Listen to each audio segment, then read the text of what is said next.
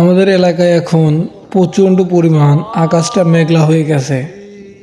তাই আমি মনটাকে একটু ফুরফুরা করতে আমাদের এলাকায় যে একটা কাঁচা রোড আছে, তো সেই রোডে মূলত আমি যাচ্ছি।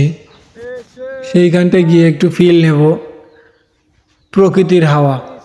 প্রকৃতির হাওয়াটা এরকম, যখন গায়ে লাগে তখন শরীরটা একটু শীতল হয়ে যায়। আমরা সবাই চেষ্টা করব প্রকৃতির হাওয়াটা যেন আমাদের গায়ে লাগাতে পারি।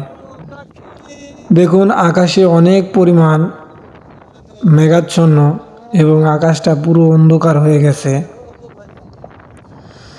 প্রচুর পরিমাণ বাতাস হচ্ছে।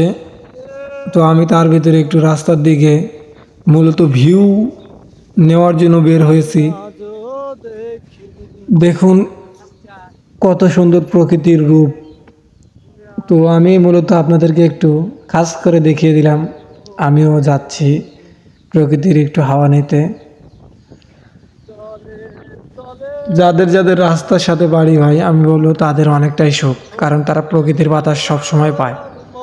দেখছেন আমাদের এলাকায় ধানের কি অবস্থা হচ্ছে। এখন কেবল সবুজ শস্য ক্ষেত হিসাবে পরিণত হয়েছে। কিছুদিন যাওয়ার পরে হয়তো সোনালি আকারের ছোট ছোট ধান বের হবে। সেইখান থেকে মূলত আমাদের খাদ্য উৎপাদন।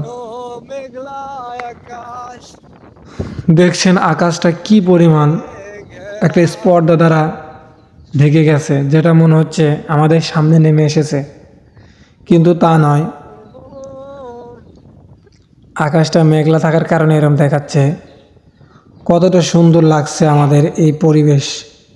প্রচুর পরিমাণ বাতাস বয়ে চলেছে, যার কোনো তুলনা হয় না। প্রকৃতির ছোঁয়া, প্রকৃতির অপরূপ, প্রকৃতির দৃষ্টি।